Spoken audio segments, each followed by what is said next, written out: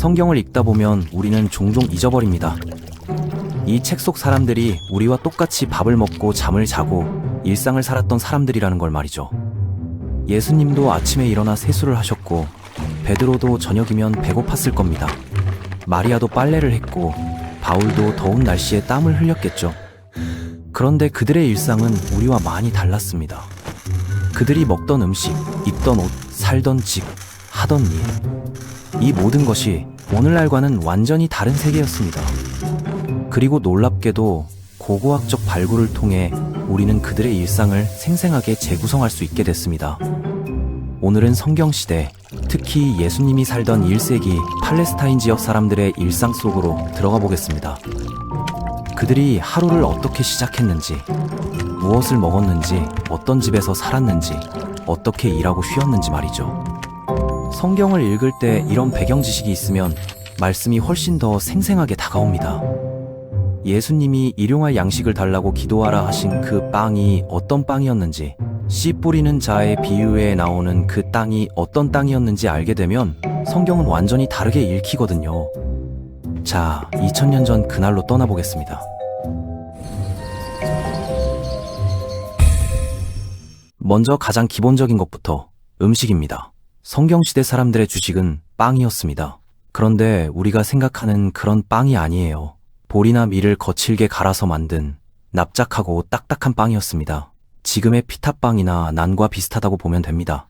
매일 아침 여성들은 맷돌로 곡식을 갈았습니다.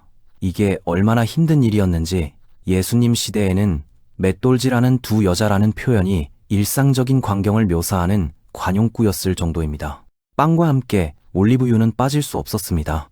올리브는 팔레스타인의 주요 작물이었고 올리브유는 요리는 물론 등잔기름, 심지어 상처 치료에도 사용됐죠. 선한 사마리아인이 강도 만난 사람에게 기름과 포도주를 부어준 이유가 바로 이겁니다.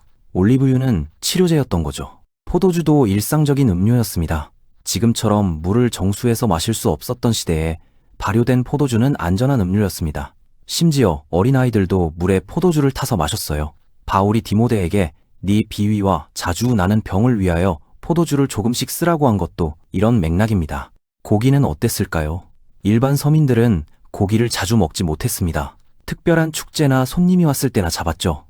탕자의 비유에서 아버지가 돌아온 아들을 위해 살진 송아지를 잡은 건 그만큼 특별한 날이었다는 뜻입니다. 대신 생선은 비교적 흔했습니다. 특히 갈릴리 호수 근처에서는 말이죠. 예수님의 제자 중 상당수가 어부였던 이유도 여기 있습니다. 갈릴리 호수의 생선 산업은 당시 주요 경제 활동이었거든요. 채소로는 렌즈콩, 병아리콩, 오이, 파, 마늘 같은 것들을 먹었습니다. 광야에서 불평하던 이스라엘 백성들이 애굽의 오이, 파, 마늘이 생각난다고 한 거 기억나시죠? 그게 그들이 일상적으로 먹던 음식이었던 겁니다. 무화과와 대추야자는 일반적인 간식이자 에너지원이었습니다. 특히 대추야자는 생명의 나무로 불릴 만큼 영양가가 높았죠. 흥미로운 건 우유를 마시는 것보다 치즈나 요구르트로 발효시켜 먹었다는 겁니다. 냉장고가 없던 시대에 발효는 보관의 핵심 기술이었습니다. 젖과 꿀이 흐르는 땅이라는 표현 들어보셨죠? 이건 단순히 풍요로운 땅이란 뜻이 아닙니다. 젖은 목축업이 가능한 초지를, 꿀은 야생화가 많아 벌들이 사는 환경을 의미했습니다. 결국 농업과 목축업 모두 가능한 비옥한 땅이라는 뜻이었던 거죠. 성경시대 사람들의 식사는 단순했지만 그 안에는 땅과 계절, 그리고 공동체의 삶이 고스란히 담겨 있었습니다. 그들은 어떤 옷을 입고 있었을까요? 성경시대 사람들은 대부분 튜닉을 입었습니다.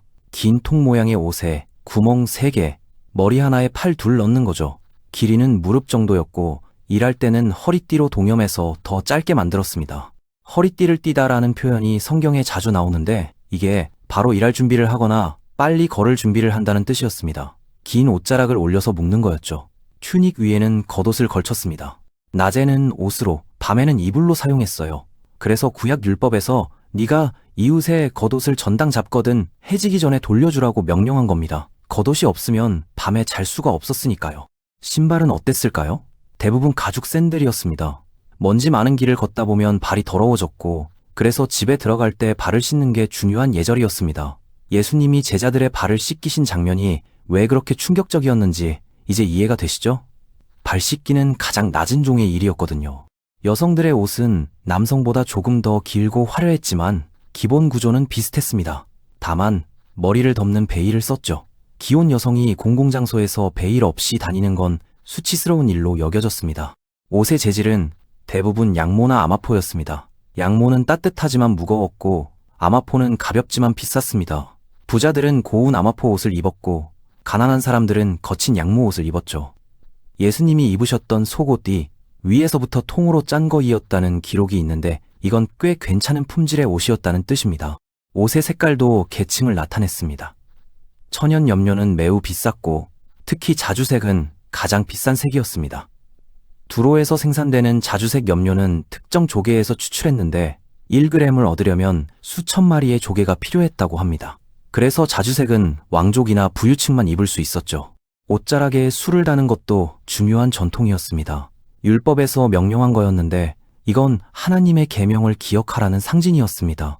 혈루병 여인이 예수님의 옷자락을 만진 그 자락이 바로 이 술 부분이었을 가능성이 높습니다. 옷은 단순한 의복이 아니었습니다. 신분, 직업, 종교적 정체성까지 나타내는 중요한 표시였던 거죠. 이제 그들이 살던 집으로 들어가 보겠습니다. 일반 서민들의 집은 매우 단순했습니다. 대부분 한두 칸짜리 집이었고 재료는 진흙 벽돌과 나무, 돌이었죠. 지붕은 나무 들보 위에 갈대와 진흙을 섞어 얹었습니다. 예수님 시대의 중풍병자를 지붕을 뚫고 달아내린 이야기 기억나시죠? 그게 가능했던 이유가 바로 이겁니다. 지붕이 진흙과 갈대였기 때문에 파내는 게 가능했던 거예요. 집 구조는 독특했습니다. 한쪽은 사람이 사는 공간이었고 다른 한쪽은 조금 낮게 만들어서 가축을 두었습니다. 밤에 가축들이 내는 체온이 집을 따뜻하게 했거든요. 예수님이 태어나신 구유도 이런 집의 가축 공간에 있었을 겁니다. 별도의 마구간이 아니라 일반 가정집의 일부였던 거죠. 지붕은 단순히 덮개가 아니었습니다. 평평한 옥상은 중요한 생활 공간이었어요. 저녁에 시원한 바람을 쐬고 빨래를 널고 곡식을 말리고 심지어 잠을 자기도 했습니다. 베드로가 기도하러 올라갔던 지붕도 이런 옥상이었고 다윗이 밧세바를 본 것도 지붕 위를 거닐다가였죠. 부유한 사람들의 집은 달랐습니다. 중앙에 안뜰이 있고 그 주변으로 방들이 배치된 구조였습니다. 안뜰에는 우물이나 저수시설이 있었고 이곳에서 빨래도 하고 요리도 했습니다. 예수님이 네 골방에 들어가 문을 닫고 기도하라고 하신 그 골방도 이런 집의 내실을 말하는 겁니다. 집안에 가구는 거의 없었습니다. 대부분의 사람들은 바닥에 깔린 매트나 양탄자 위에서 생활했습니다. 낮에는 접어서 보관하고 밤에는 펴서 잤죠. 내 자리를 들고 일어나 걸어가라고 하신 예수님의 말씀에서 그 자리가 바로 이런 매트였습니다.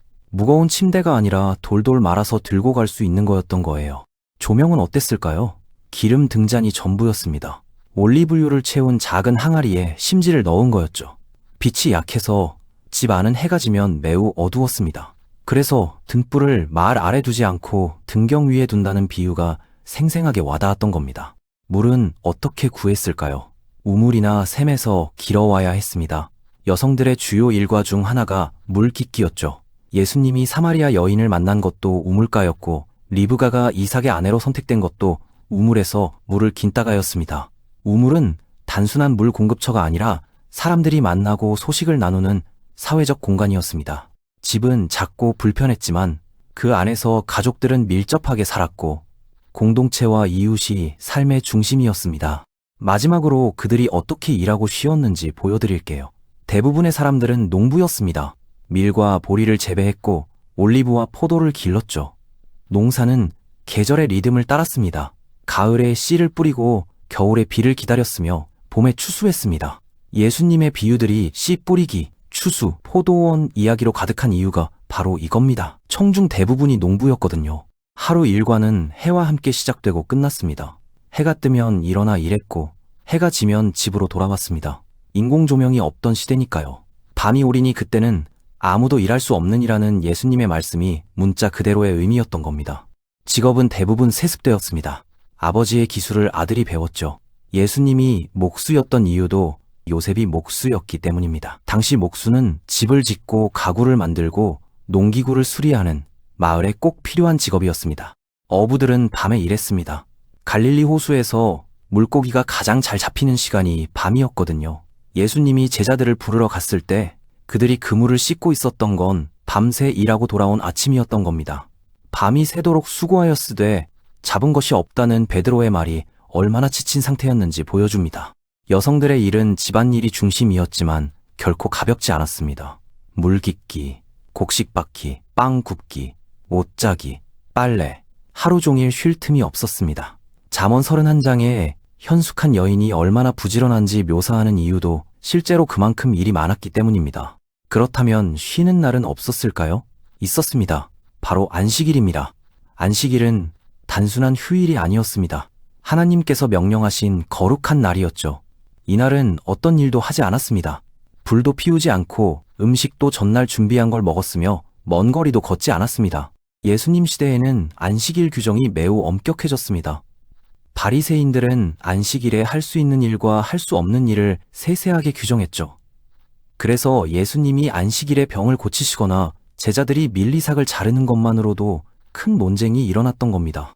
하지만 안식일의 본래 의미는 쉼이었습니다. 일주일의 하루는 일을 멈추고 하나님께 예배하고 가족과 함께하는 날, 노예도 가축도 모두가 쉬는 날이었습니다. 고대 세계에서 이런 개념은 혁명적이었습니다. 축제도 많았습니다. 유월절, 오순절, 초막절 같은 절기마다 사람들은 일을 멈추고 예루살렘으로 올라가 함께 축제를 벌였습니다. 이때는 온 가족이 여행하고 친척들을 만나고 함께 식사하며 하나님을 찬양했습니다. 그들의 삶은 고되었지만 리듬이 있었습니다. 일과 휴식, 평일과 안식일, 일상과 축제, 그 리듬 속에서 그들은 하나님과 이웃, 그리고 자연과 조화를 이루며 살아갔습니다. 2000년 전 그들의 삶을 들여다보니 어떠신가요? 그들도 우리처럼 땀 흘려 일했고 가족을 사랑했으며 하루하루를 살아냈습니다.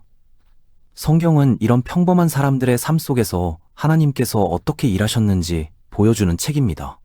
이제 성경을 읽을 때 조금 더 생생하게 상상할 수 있을 겁니다. 그들이 먹던 빵의 맛, 그들이 입던 옷의 촉감, 그들이 살던 집의 모습, 그들이 흘렸던 땀까지 말이죠.